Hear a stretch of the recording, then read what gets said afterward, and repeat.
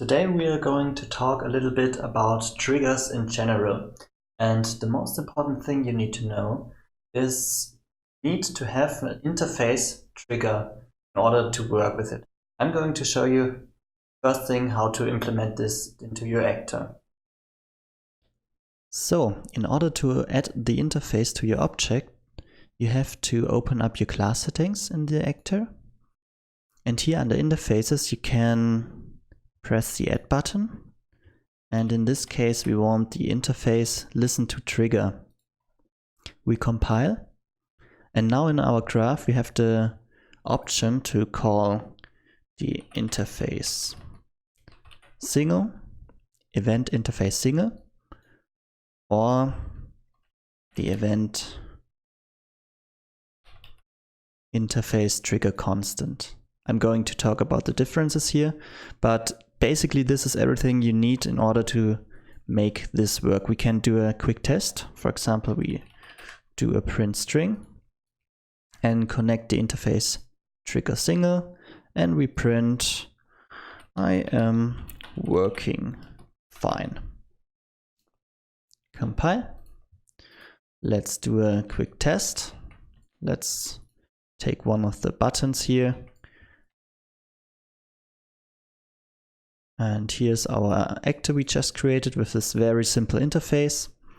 And all I have to do in order to hook them both up is I select the button, and here under actors to trigger, I delete what was in there and put in my actor.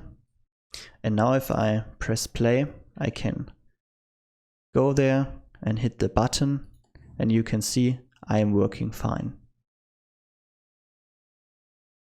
So they are connected now. So just a quick recap. If you want to actually call the event, you have the event interface trigger single. And if you're in another actor and want to trigger this event, you would use this node here, also called interface trigger single. And you have like the same inputs section and source. There are also section and source.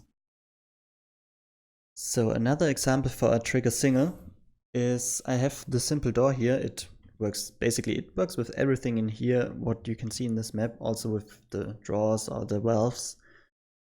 But let's do it with a simple door. If you open up the sections, at the beginning there is nothing in here. Let's create a new section. Make 90 degrees and say this is open. And also here I want to call this trigger single, so I set this here and create a new section, 0 degrees, call it closed. And actually I want the door to start in the 0 degree, so closed.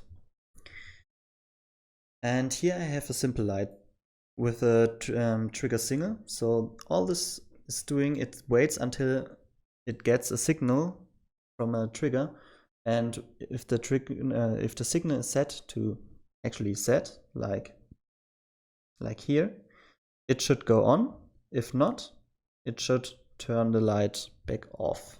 So in order to make this work, we have to select this door, and under actors to trigger, like with the button example, I have to add this lamp.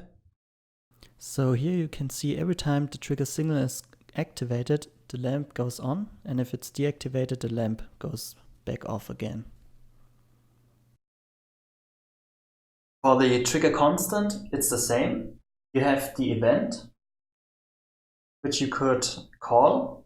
And here you can see we have a name to identify it. We have the distance or the percent.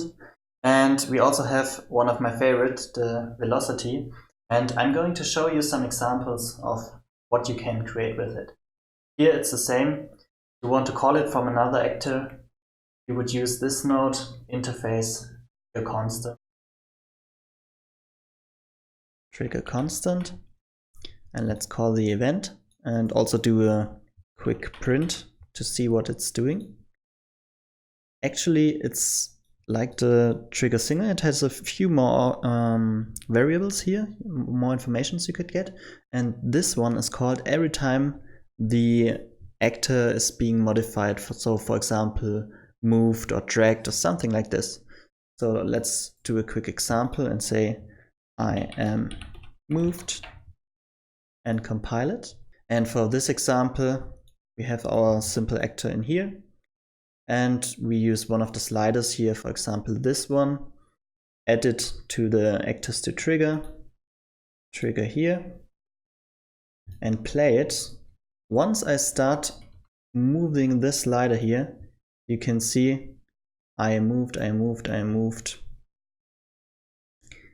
It is constantly triggered. And with these values, you can really do a lot of great things. So, for example, if we use the current distance and compile, you can see that now we get the current distance of the slider while dragging up to 200. And this is in real time. And with this, you can really do like a lot of great things. So in this example, we can drag this actor at the spline, and we take the movement delta, which is basically the velocity of how fast the object is moving along the spline, to rotate these 4 wheels here. So if I drag slowly, you can see they rotate slowly. If I drag fast, they will rotate fast. And in this example, we have the same. We have this object I can move along the spline. And we are also using the movement delta to rotate this lamp here or this piece here in front. So you can really see while I'm dragging around, it moves. If I drag slow, it moves very slow. If I drag it fast, you can see that it's really fast. And this is also an example where we have a curved spline. You can see this spline, basically you can just create it every way you want, and it would follow the spline. So this trigger and dragging and spline system really works great together.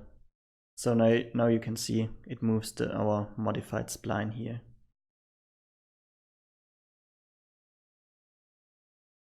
So, as you can see, there are a lot of examples in this trigger map, and I would highly suggest just getting in there and watch all the different examples we have put up there.